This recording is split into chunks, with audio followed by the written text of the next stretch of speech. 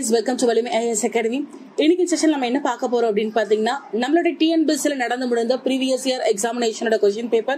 So என்ன exam அப்படின்னு பார்க்கும்போது ரோட் இன்ஸ்பெக்டர் எக்ஸாமினேஷன் லாஸ்ட் 2023, அதாவது இந்த இயர்ல நடந்த ஒரு question paper தான் பார்க்க போறோம். எப்பவுமே பாருங்க தேசிய சின்னங்கள்ல இருந்து ஒரு கேள்வி இருக்கும். அந்த தேசிய சின்னங்கள் அப்படின்னு எடுக்கும்போது நம்மளோட மைண்ட் செட் எப்படி இருக்கும், எப்ப அதை கொண்டு வந்தாங்க, எப்போ அத தேசிய சின்னமா அறிவிச்சாங்க, எதுக்காக அறிவிச்சாங்க அப்படிதான் யோசிப்போம். ஆனா நம்மளோட கொஸ்டின்ல பாத்தீங்கன்னா அதோட சயின்டிபிக் நேம கேட்டிருக்காங்க. என்ன கேட்டிருக்காங்க கவனிங்க, அதோட சயின்டிபிக் நேம கொஸ்டினா கேட்டிருக்காங்க. சோ லோட்டஸ் பத்தி தான் நமக்கான கேள்வி வந்திருக்கு. கிளியர்? So listen. தேசிய மலர், இந்தியாவின் தேசிய மலர் தாமரை. அந்த தாமரையோட தாவரவியல் ரீதியான பெயர் என்ன அப்படின்றதுதான் நமக்கான கேள்வி. ஓகே, சோ இதுக்கான ஆன்சர் என்ன அப்படின்னு பாத்தீங்கன்னா நெலும்போ நியூசிஃபெரா. நெலும்போ நியூசிஃபெரா. ஓகே, அதாவது நேஷனல் ஃபிளவர், இந்தியாவோட நேஷனல் ஃபிளவரான லோட்டஸ், அதோட பொட்டானிக்கல் நேம் என்ன அப்படின்னு கேக்குறாங்க. சோ பேர் என்ன? நெலும்போ நியூசிஃபெரா. ஓகே, சோ இது பத்தி பார்க்கும்போது என்ன இது ரிலவெண்டான கண்டென்ட் இருக்கு. சோ தேசிய சின்னங்கள் அப்படின்னு எடுத்தோம்னா நமக்கு தாமரை மட்டும் கிடையாது, நிறைய விஷயங்கள் இருக்கு இல்லையா. சோ அதை பத்திலாம் ஒரு சின்ன ஷார்ட் ஹிண்ட் மாதிரி நம்ம பார்ப்போம். ஃபர்ஸ்ட் திங் கவனிங்க, தேசிய கொடி. இந்த தேசிய கொடி அப்படின்னு எடுத்தீங்கன்னா இந்தியாவின் முதல் தேசிய கொடி ஆகஸ்ட் 7, 1906. ஆகஸ்ட் 7, 1906 அன்னைக்கு கல்கத்தால இருக்கக்கூடிய பாஷிபகான் சதுக்கத்துல இது, அதாவது அந்த கிரவுண்ட்ல ஃபர்ஸ்ட் ஏற்றப்பட்டதாக நம்பப்படுகிறது. ஓகேவா? நெக்ஸ்ட் திங், தேசிய பறவை. இந்த தேசிய பறவை அப்படின்னு எடுக்கும்போது 1963 இது அங்கீகரிக்கப்படுது. எது நம்மளோட தேசிய பறவை? மயில். இந்த மயில் இந்தியாவோட தேசிய பறவையா எப்போ அங்கீகரிக்கப்படுது? 1963 அங்கீகரிக்கப்படுது. இந்திய தேசிய பறவையை பத்தி நம்ம இன்னும் நிறைய தெரிஞ்சுக்க வேண்டிய விஷயங்கள் இருக்கு.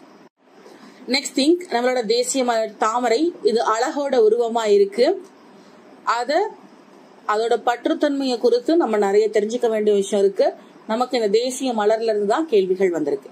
தேசிய மரம் அப்படின்னு எடுத்தீங்கன்னா அது ஆலமரம்.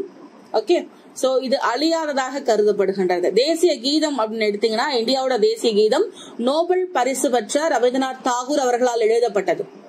யாரால் எழுதப்பட்டது? ரவீந்திரநாத் தாகூர் அவர்களால் எழுதப்பட்டது. என்னது? நம்மளோட தேசிய கீதம். ஓகேவா? சோ தேசிய நதி அப்படின்னு எடுத்தீங்கன்னா அது கங்கை நதி. இந்தியாவின் மிக நீளமான நதி கங்கை நதி தான். இதோட நீளம் அப்படின்னு பார்க்கும்போது 2510 கிலோமீட்டர். மலைகள் மற்றும் பள்ளத்தாக்குகள் மற்றும் சமவெளிகள்ல இது பாயுது. இந்தியாவோட நீளமான நதி இந்த கங்கை நதி தான். ஓகே, இது நீர்வாழ் விலங்கு. தேசிய நீர்வாழ் விலங்கு அப்படின்னு எடுத்தீங்கன்னா டால்பின் தான். டால்பின் புனித கங்கையின் தூய்மையை குறிக்கின்றது. டால்பின் எதை குறிக்குது? கங்கையோட தூய்மையை குறிக்கிறது. சோ தேசிய சின்னங்கள் அப்படின்னு எடுக்கும்போது 26 ஜனவரி 1950 அன்னைக்கு மாதவ் சவ்னியால் ஏற்றுக்கொள்ளப்பட்டது.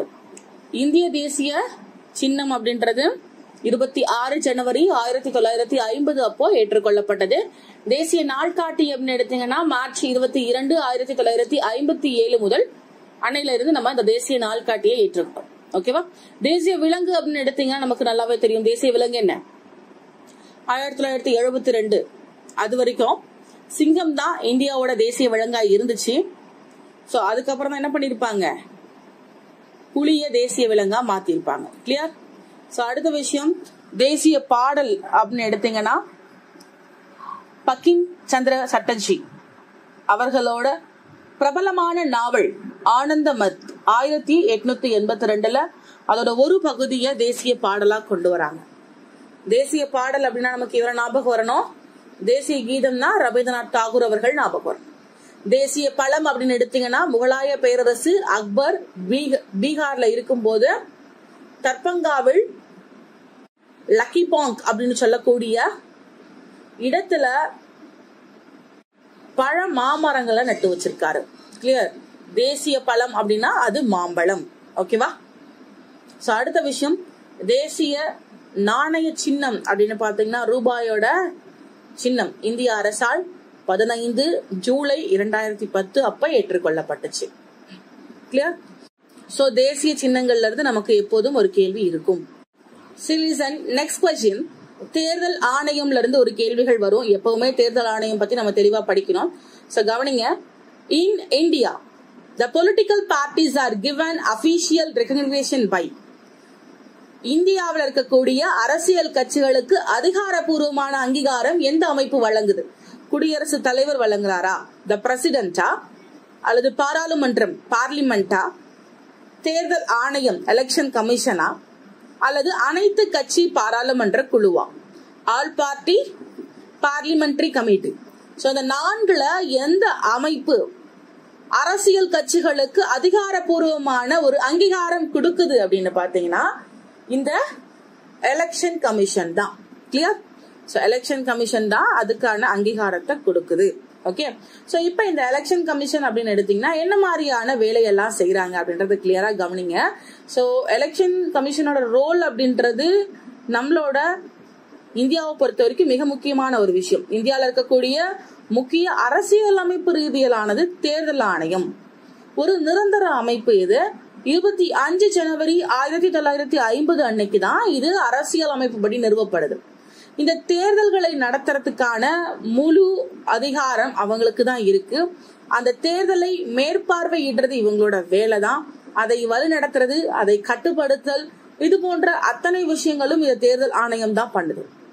குடியரசுத் தலைவர், துணை குடியரசுத் தலைவர், மாநில சட்டமன்ற உறுப்பினர்கள் மற்றும் நாடாளுமன்றத்தோட அலுவலர்களுக்கான தேர்தல், அங்க இருக்கக்கூடிய அலுவலர்களுக்கான தேர்தல், அது தொடர்பான ஆணையம் இந்த தேர்தல் ஆணையம் இருக்கு இல்லையா? சோ இந்த மேல சொன்ன குடியரசுத் தலைவர், துணை குடியரசுத் தலைவர் இவங்க ரெலவெண்டா இருக்கக்கூடிய தேர்தல்கள்ல இவங்களோட அதிகாரங்கள் என்ன, செயல்பாடுகள் என்ன அப்படின்னு பார்க்கும்போது நம்ம அதை 3 தலைப்பின் கீழே செக்ரிகேட் பண்ணுவோம். ஒன்னு அட்மினிஸ்ட்ரேஷன் ரெலவெண்ட், அதாவது நிர்வாக ரீதி. இன்னொன்னு ஆலோசனை ரீதி. அடுத்ததான் அரை நீதித்துறை. இந்த 3 தலைப்பின் கீழே தான் இந்த தேர்தல் ஆணையம் செக்ரிகேட் ஆகி வேலை செய்யறாங்க. ஓகேவா? இந்த 3 தலைப்பின் கீழே தான் பிரிஞ்சு என்ன பண்றாங்க இவங்க வேலை செய்யறாங்க. ஒன் செகண்ட் கொஸ்டின் ரிப்பீட் பண்ற கவனிங்க. In India, the political parties are given the official recognition by யார் கொடுக்கறா? Election commission. இந்தியாவில் இருக்கக்கூடிய அரசியல் கட்சிகளுக்கு அதிகாரப்பூர்வமான அங்கீகாரம் வழங்குறது யார் அப்படின்னு பாத்தீங்கன்னா தேர்தல் ஆணையம் தான். ஓகே. சோ அடுத்த கொஸ்டின் கவனிங்க. How many members are being nominated by the president to the Rajya Sabha? இந்த ராஜ்யசபால எத்தனை உறுப்பினர்களை ஜனாதிபதி நியமிப்பார்? கேள்வி கவனிங்க. மாநிலங்கள் அவையில ஜனாதிபதியால எத்தனை உறுப்பினர்கள் நியமனம் செய்யப்படுறாங்க? மாநிலங்கள் அவையில இருந்து கேள்வி வரும். நல்லா கவனிங்க. மாநிலங்கள் அவையில இருந்து ஒரு கொஸ்டின் வரும். தேர்தல் ஆணையம்ல இருந்து ஒரு கொஸ்டின் வரும். அதே போல தேர்தல் சின்னங்கள்ல இருந்து ஒரு கொஸ்டின் இருக்கு. சோ தேர்தல் டாபிக் கீழே இந்த 3மே வந்துடும். அந்த ஒரு டாபிக் படிச்சீங்கன்னா நமக்கு இந்த 3 கொஸ்டின் 3மே ஒரே கொஸ்டின் பேப்பர்ல இருந்தது. ஓகே. சோ ரெலவென்ட் பண்ணி படிக்க பழகிக்கோங்க. சோ இதற்கான ஆன்சர் அப்படின்னு பாத்தீங்கன்னா மாநிலங்கள் அவையை பொறுத்த வரைக்கும் 12 உறுப்பினர்களை ஜனாதிபதி அவர்கள் நியமிப்பார். எத்தனை உறுப்பினர்களை? 12 உறுப்பினர்களை ஜனாதிபதி அவர்கள் நியமிப்பாரு. That is most important. இந்த 3 கொஸ்டின்ல உங்களுக்கு ஏதாவது டவுட் இருக்கு அப்படின்னா கமெண்ட் பண்ணுங்க. தேங்க்யூ ஃபார் வாட்சிங்.